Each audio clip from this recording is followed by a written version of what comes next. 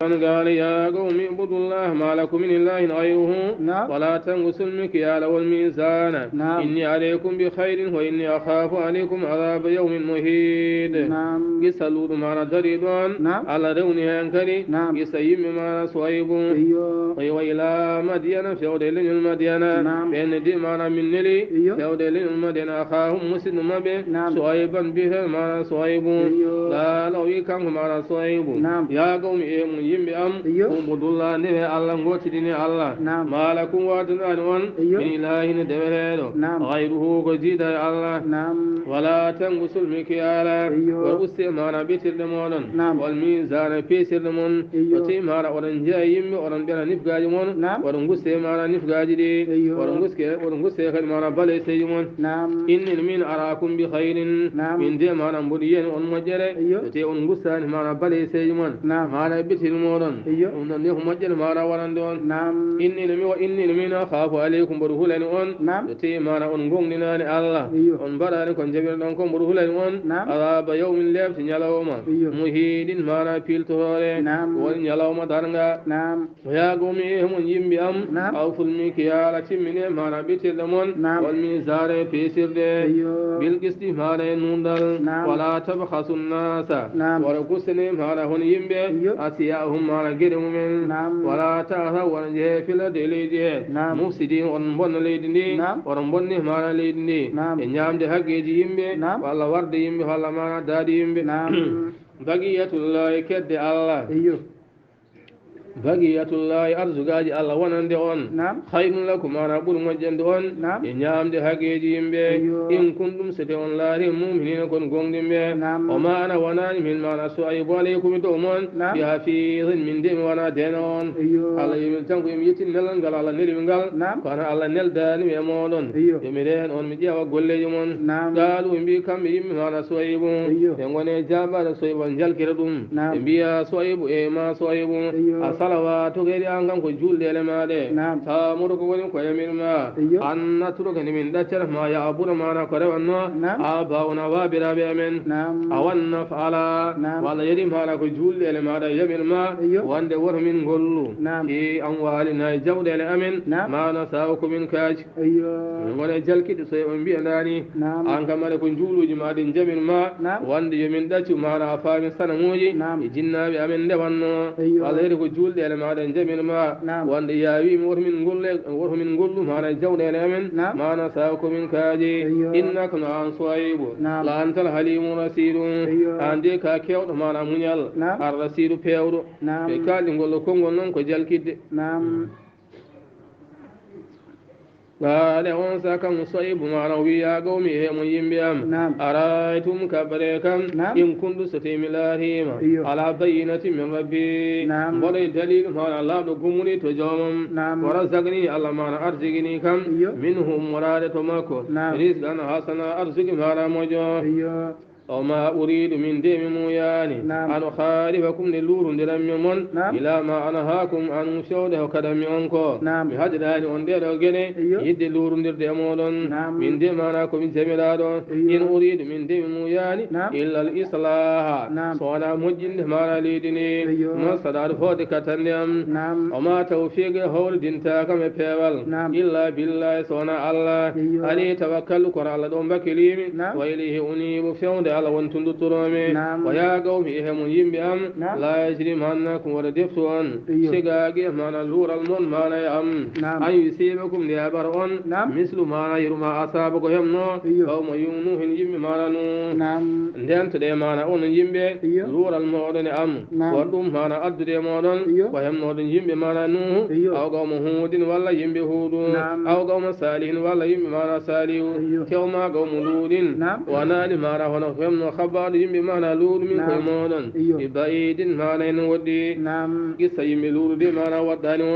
on majjani ko yemno yimɓe mana luuɗu wadde ndentoɗe mana yeddudemi min de mana ko allah nelimi wastaghfiru rabbakum imsinude joomon summa tuubu ilayhi ƴettima duttuɗon fewde allah inna rabbi ayne joomum rahimun ko jurmo hoode julɓe waduɗum mana jiɗɗo julɓe قالوا بكم بيم معنا صعيب يا صعيب إهما صعيب ما نفقه كثيرا مما تقول من كهي حالاج ما من فامرة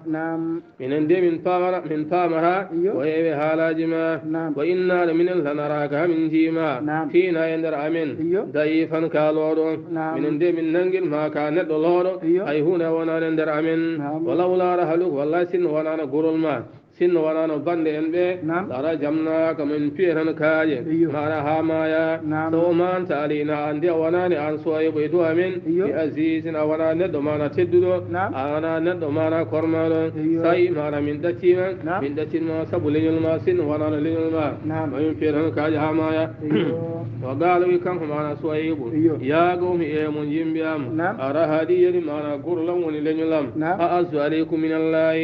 لنلم قول معنا تدري مولن الله ورنغتي لاني مسبي الله تشرن من سو معنا لنيلام بلا معنا لنيلام بودن تدني معنا يا الله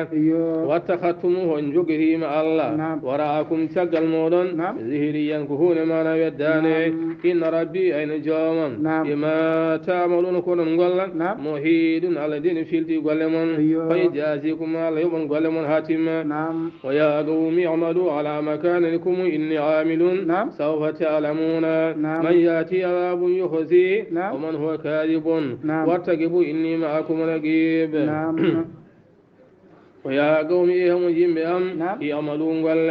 على مكانكم يا الحالمون قال فعلا ينقل كمودون إني من عامل من دمر قال الحالم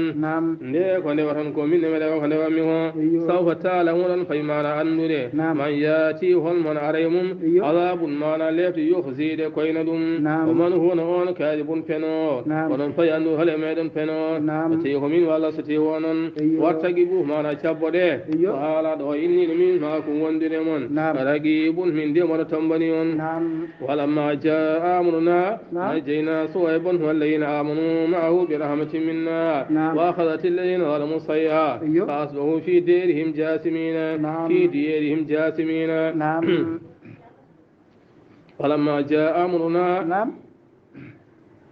ولما جاء أمرنا سعد اليمين والأمين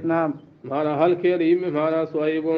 نجينا من دني صعيب مانا صعيب والذين بين آمنوا قمنا بالله معه وانتنا يمكن برحمة منا يرمين أمين وأخذت الذين على النجر بأنما ظلموا توان يكون من أصيحرها تانغ مانا مليكا فأصبحوا بمبتني في ديرهم قل يمبي جاثمين من جسري مانا كوبي مانا هاي ما يرنون ساري مانا قل يماتيكا تعلم يغنوا فيها اللين هد مارا ميدان ودنو على كونن بودن وديت نام يرميني يمدين هونن لين المدينة كما بيدن هون ودي مانا يرميني سموري مانا ساريو قصة مانا صعيب مانا تريدو على روني هن قصة موسى ولقد أرسلنا موسى بآياتنا وسلطان مبين ولقد أرسلنا والله يقوى من لي موسى هون موسى بآياتنا آية من جاني وسلطان مبين يقول مانا فينجو إلى فرعون وملئه يدن تلمكو فاتبوا بلي أمر فرعون يمرون معنا فرعون يوم أمر فرعون برصيد يمرون فرعون وانا يمرون معنا فرعون يقدم قومه كانوا معنا فرعون أو جوجي أرداد معنا يمكو يوم القيامة يوم درنا فأولادهم معنا وجلنا بمعنا النار جينغول وبيس بني الورد معنا جلد المورود معنا جلون وأتبعوا بندونا في هذه أوله معنا أدون لعنة معنا يرمينه ويوم لعنة معنا كدي بندونا معنا أولادنا لعنة معنا كدي ويوم القيامة يوم درنا الفيك معنا هديره بيس معنا بني أدفت معنا سده المرفوض معنا سهتي به ذلك يكجنتانو ولا بيس معنا بني أردفت معنا والله به المرفوض معنا سهتي به ذلك يكجنتانو من أنباء القرى تمدودي معنا جاء ويخبروج معنا قرى يمبه معنا بن نوي نقصه عليك من قصة دوما محمد صلى الله عليه وسلم من أنباء القرى دم هانا جاء ويكبر يم هانا قرى هانا بالنار نقصه عليك من قصة خبر ما بدوما محمد صلى الله عليه وسلم من هانا جاء يم قرى قائم هانا هالكابت ومانا إندري وحسيب إنهن مانا هالكلاب قوم ننقص نرابني قوم ننقص مانا جنابني إنهن مانا هالكلاب وما ظلمناهم من تونيان بدي مانا من كالكاني توين بدان بكان ولكن كون ظلموا أنفسهم كم مانا توني مانا كويما بي وما أغنت أنهم دوشان مانا قام بي آلهتهم الله جمبي التي من تدعون دي من دوانو ولا يدعون دي من دوانو من دون الله قال من سين هيهون الله جدي دون تناني قال يبتع الله لما جاء أمر ربك سهل أدي مانا ليبت مانا جوامي هيهون سلمود دون تناني قال مانا ليبتع الله وما زادوهم سلمود مانا بيتاني غير تتبيب صنع مانا هالكاري وكذلك هننداني الله ننجد بيدو مانا حال دابني أخذ ربك ونيدي وننجل مانا جومي إذا أخذ القريس الله ننجي مانا هون يمي مانا قري وهين يمي مانا قري لظالمات إن توجد مانا كيمين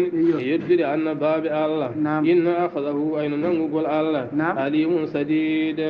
وننجل مانا موسنجل مانا تتنجل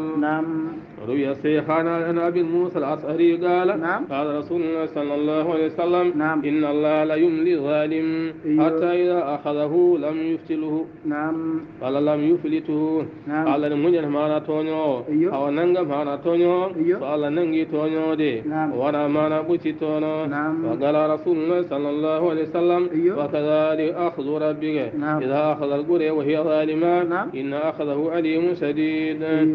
إن في ذلك ونكو حالات وديد قساي لا آية مانا كتسكو ياجي لمن خاف ونند وان مانا كلو عذاب الآخر ليبت الآخر ذلك يكو جنتانو ذلك يكو مانا كو جنتانو مانا فامين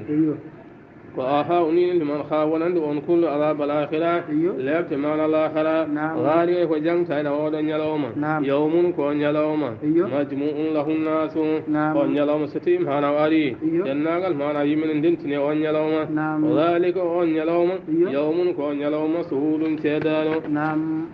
وما نوخره من نعمناني قال الغد يلوما إلا لأجل سوانا لجل معدود مانا لمتنقل